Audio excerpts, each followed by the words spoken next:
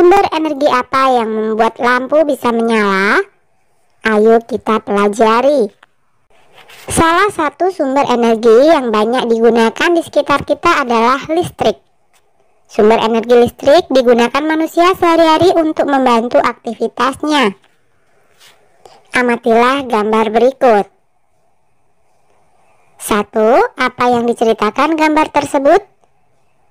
Gambar tersebut menceritakan penggunaan energi listrik dalam kehidupan sehari-hari, seperti menonton TV, menyalakan lampu, AC, dan kulkas. 2. Sebutkan peristiwa pada gambar yang terkait dengan sumber energi listrik. Menyalakan televisi, lampu, kulkas, dan AC menggunakan energi listrik. Tulislah gagasan pokok dari gambar tadi. Gagasan pokok dari gambar tersebut yaitu pemanfaatan energi listrik dalam kehidupan sehari-hari. Listrik merupakan sumber energi yang membantu kita melakukan aktivitas sehari-hari. Dengan adanya energi listrik, kita dapat menyalakan lampu, televisi, radio, setrika listrik, dan lain-lain. Kita semua berhak mendapatkan energi listrik. Kewajiban kita adalah menghemat penggunaannya. Amatilah gambar-gambar berikut. Gambar A. Ini ada seorang anak yang sedang tidur dalam keadaan TV dan laptop masih menyala. 1. Apakah kita berhak menyalakan TV? Jelaskan. Kita berhak menyalakan TV, tapi saat kita tidur, sebaiknya TV dimatikan demi menghemat energi listrik. 2. Apa yang terjadi jika TV menyala tetapi tidak ada yang menonton? Jika TV menyala tetapi tidak ada yang menonton, maka terjadi pemborosan energi listrik. 3. Apa yang perlu kamu lakukan jika akan tidur? Jika kita akan tidur, sebaiknya semua alat elektronik dimatikan. Peralatan listrik yang tidak digunakan juga harus dimatikan. 4. Apa yang perlu diperbaiki dari sikap pada gambar di atas? Yang perlu diperbaiki adalah sikap kita dalam memanfaatkan energi listrik. Kita harus menggunakannya dengan bijak dan hemat. Jangan menggunakan energi listrik dengan boros. Kemudian gambar B, ini terlihat sebuah keluarga yang sedang menonton TV bersama. 1. Apakah kita berhak menyalakan TV? Jelaskan. Iya, kita berhak menyalakan TV karena melalui televisi kita bisa mendapatkan informasi, pengetahuan, dan hiburan. 2. Apa manfaat kita menonton TV bersama-sama anggota keluarga? Menonton TV bersama keluarga dapat menambah kedekatan antar anggota keluarga, dapat menyaring informasi yang benar terhadap siaran TV yang perlu bimbingan orang tua atau BO.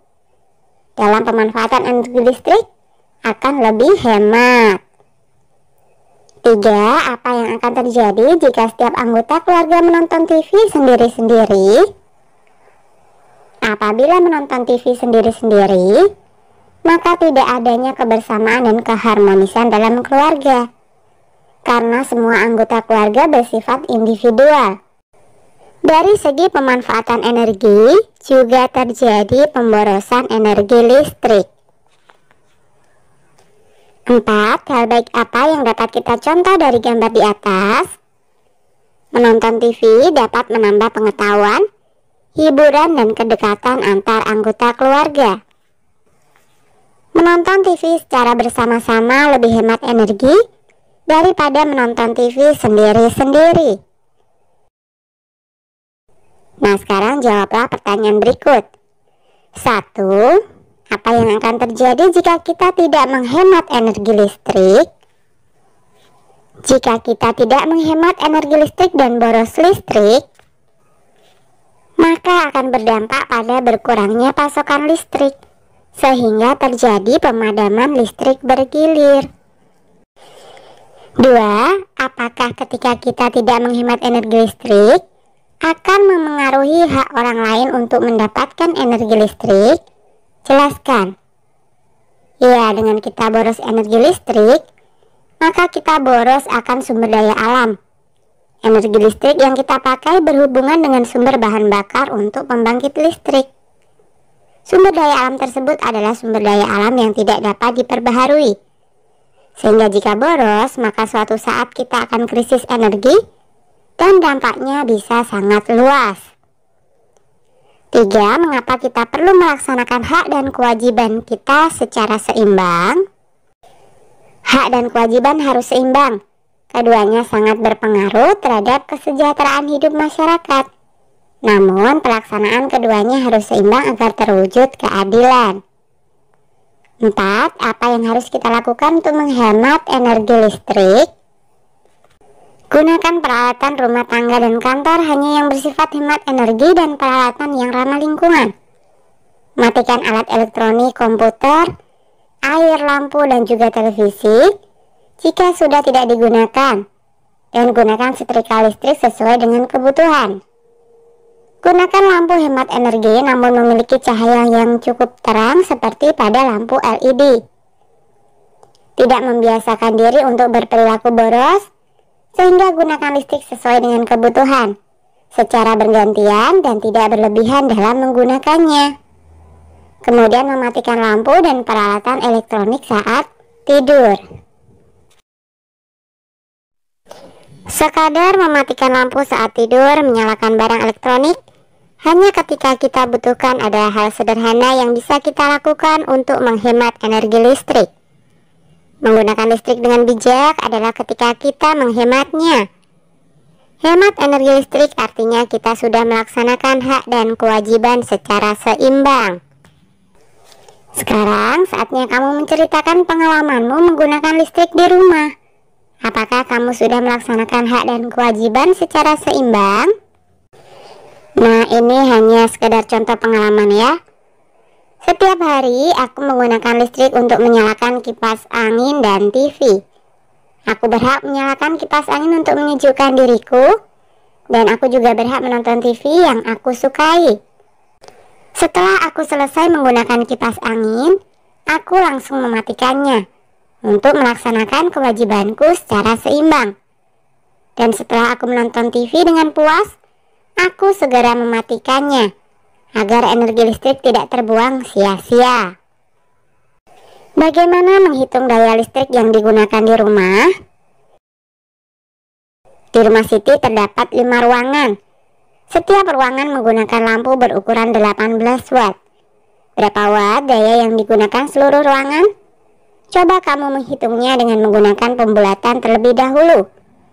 Amatilah operasi hitung berikut. Diskusikan cara melakukan penaksiran operasi perkalian dan pembagian.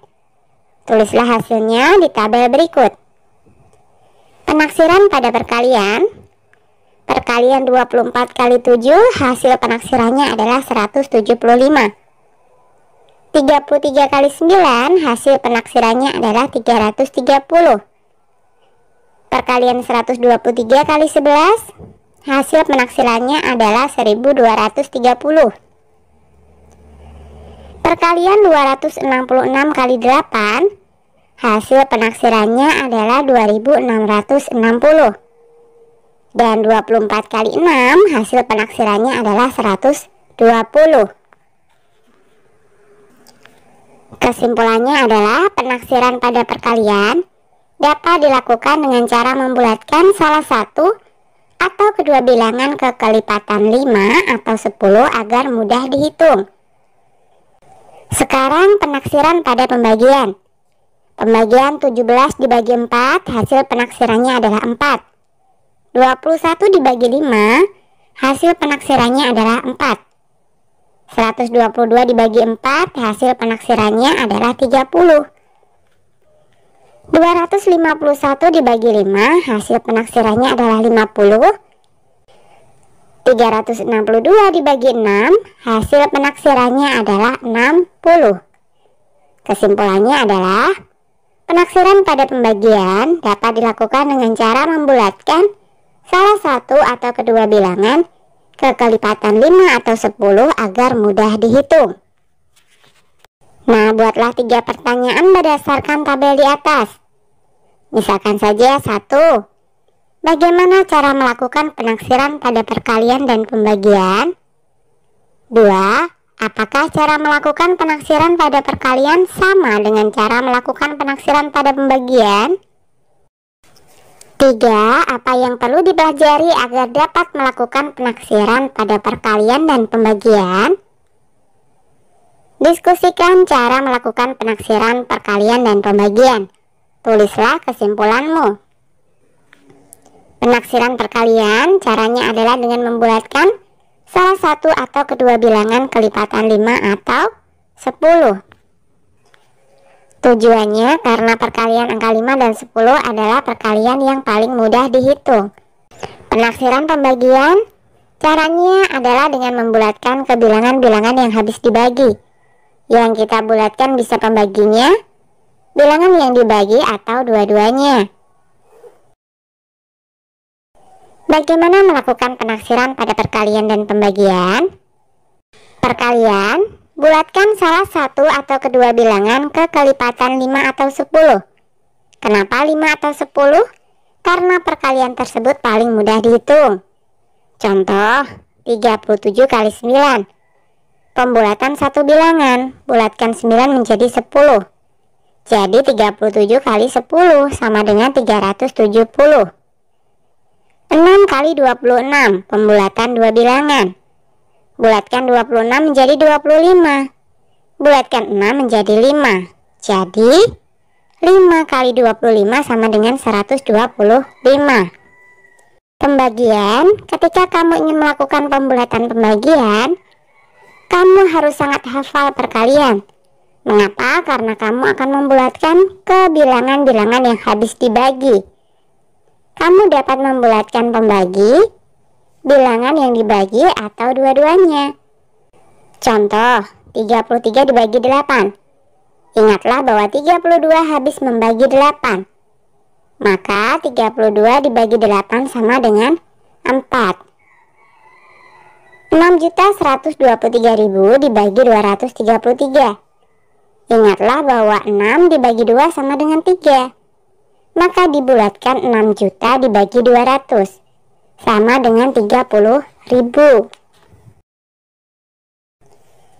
Hari ini Siti dan ayahnya pergi ke toko listrik untuk membeli beberapa perlengkapan listrik yang rusak. Berikut adalah daftar harganya. Bola lampu harganya adalah Rp15.350. Stop kontak harganya adalah Rp14.550. Kabel Rp9.450 per meter. Saklar harganya adalah Rp9.700. Dan tempat lampu harganya adalah Rp11.250. Kerjakan soal-soal berikut dengan menggunakan penaksiran. 1. Ayah Siti ingin membeli 4 bola lampu.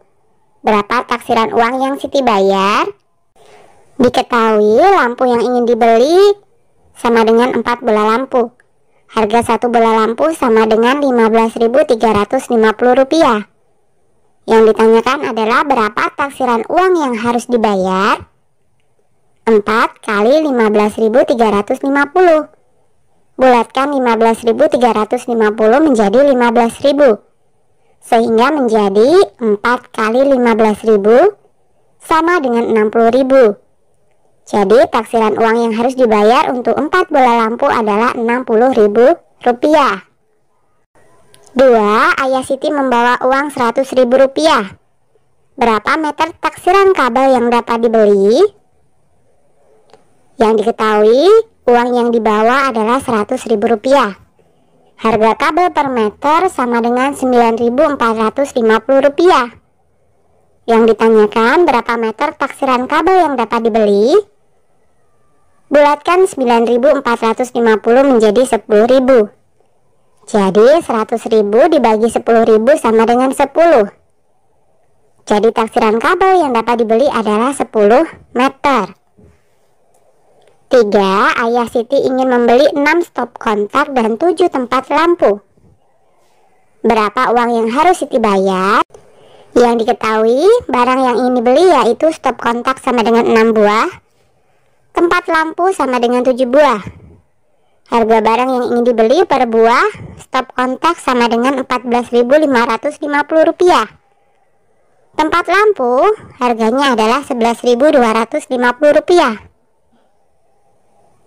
Yang ditanyakan berapa taksiran uang yang harus Siti bayar? Penaksiran harga 6 stop kontak 6 kali 14.550. Bulatkan 14.550 menjadi 15.000. Sehingga 6 kali 15.000 sama dengan 90.000. Penaksiran harga 7 tempat lampu 7 kali 11.250. Bulatkan 11.250 menjadi 10.000. Sehingga 7 kali 10.000 sama dengan 70.000. Jumlah taksiran harga yang harus dibayar adalah Rp90.000 ditambah Rp70.000 sama dengan Rp160.000. 4. Ayah Siti membawa uang Rp50.000. Ia ingin membeli 1 stop kontak dan sisanya ingin ia belikan kabel. Berapa panjang kabel yang ia peroleh? Diketahui jumlah uang yang dibawa adalah Rp50.000. Barang yang mau dibeli adalah 1 stop kontak dan kabel. Yang ditanyakan berapa panjang kabel yang ia peroleh. Harga 1 stop kontak sama dengan Rp14.550. Dibulatkan menjadi Rp15.000. Harga 1 meter kabel sama dengan Rp9.700. Dibulatkan menjadi Rp10.000. Banyaknya kabel yang dapat dibeli. Rp50.000 dikurangi Rp15.000 dibagi Rp10.000. Rp50.000 dikurangi Rp15.000 sama dengan Rp35.000. Dibagi Rp10.000 sama dengan 3,5 meter.